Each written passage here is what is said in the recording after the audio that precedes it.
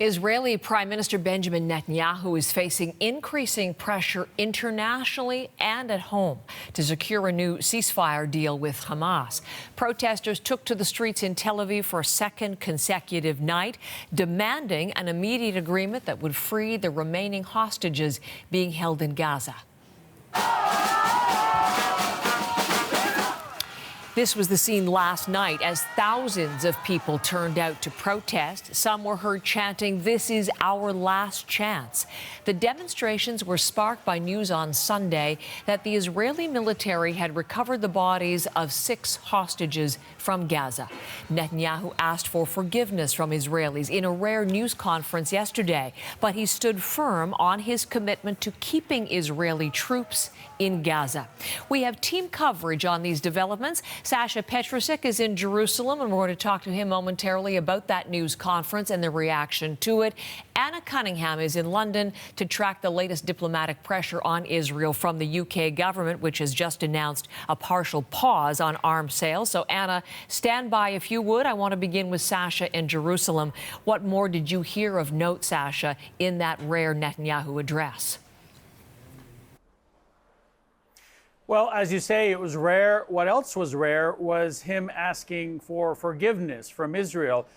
People here noted that this is the first time since October 7th that he has asked for any kind of forgiveness or apologized in any way for what happened on October 7th. So that was one thing that people were focused on. But then he went on to say, to really justify why the fighting has to continue in Gaza, and it has to continue until Hamas is destroyed, until it is no longer ruling in Gaza. That's something that many of his cabinet ministers have already said that is probably not possible. And in particular, he focused on one issue, which is that Israeli troops have to stay in Gaza probably indefinitely, especially along that southern border between Gaza and Egypt, which he has now identified as key to Israeli security. Key because it would prevent arms from being smuggled into Gaza again after this war finishes. And he says that has to be prevented. He also says that if Israeli troops leave now, they won't be able to get back in again because of international pressure, which would keep Israel from Gaza. He's making a lot of arguments about this what he calls the Philadelphia corridor, that border between Gaza and Egypt. But people are pointing out that he's just recently gotten onto that and started insisting that as recently as the end of May, when U.S. President Joe Biden presented a draft proposal on solving the Gaza war, ending the Gaza war. There was no mention of this Philadelphia corridor, and yet Netanyahu endorsed that proposal. He's only come up with this as the reason why he can't agree to anything in the last few weeks. This is how he reacted to comments by U.S. President Joe Biden that perhaps he's not trying hard enough. Now we need maximum pressure on Hamas. I don't believe that either President Biden or anyone serious about achieving peace and achieving the release would seriously ask Israel to make these concessions. We've already made them. Hamas has to make the concession. That they have to stay.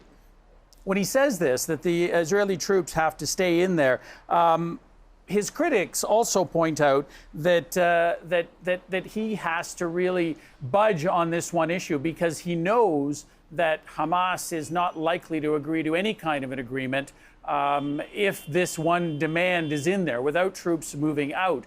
And they are accusing him of deliberately putting up roadblocks so that there won't be an agreement. Heather?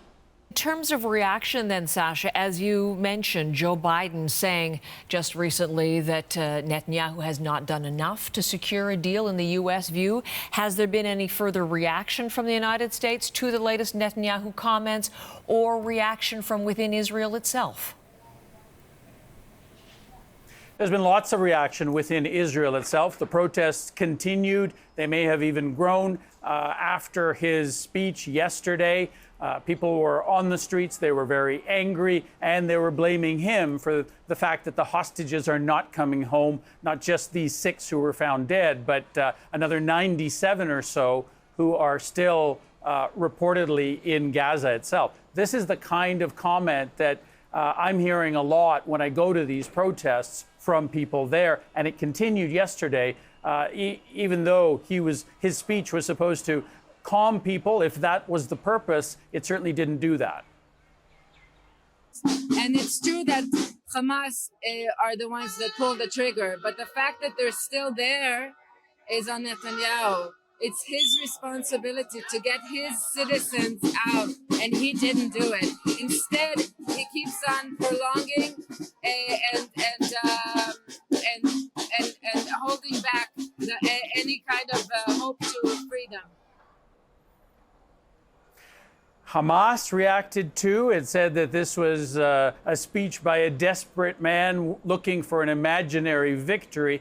But maybe more to the point, there was reaction from U.S. officials who are trying to come up with this deal. Those efforts have been continuing while all of these protests and all of the comments from Netanyahu were being made. These officials told CNN yesterday that Netanyahu probably torpedoed everything that they've been working on with one speech. Heather? Sasha, thank you very much. Sasha Petrusik covering the story for us there in Jerusalem.